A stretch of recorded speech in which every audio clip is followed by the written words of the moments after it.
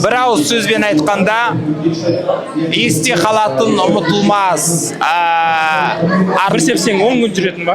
10 күн жүретін, кірді жусан кетпейтін осындай бір иіс су деп ойлаймын. Аромат Алишер, я думаю, что он должен быть ярким. Ну, мужественный аромат не бывает же, наверное, ярким, запоминающимся, элегантным и головокружительным.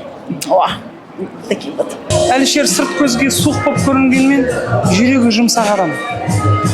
Сондықтан да мен ойлаймын, Алишердің парфюмі бір сепкенде бір мұрыннан тепкенмен сәлден кейін бір жұмсақ болып денеде қалатын бір иіс болу керек деп ойлаймын. Осы Алиш деген парфюм ер азаматтың бәріне бұйыртсын. Алыңыздар, және де себіңіздер, иісі мынандай керемет. Аромат, который мы разрабатывали 2 года, даже больше. Очень много раз ездили на утверждение в Дубай, так как это делает дубайский бренд Armaf.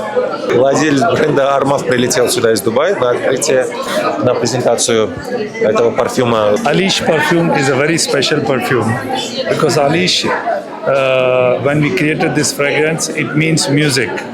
So people love music of Alish, so it was very important that we create a fragrance which will touch the heart of the people the way Alish music touches the heart of the people. Он очень свежий, очень летний, ну, может быть и осенний даже, а кто-то может быть даже и... Здесь бесполезно. Давай чуть-чуть успокоиться, потом мы с тобой сделаем.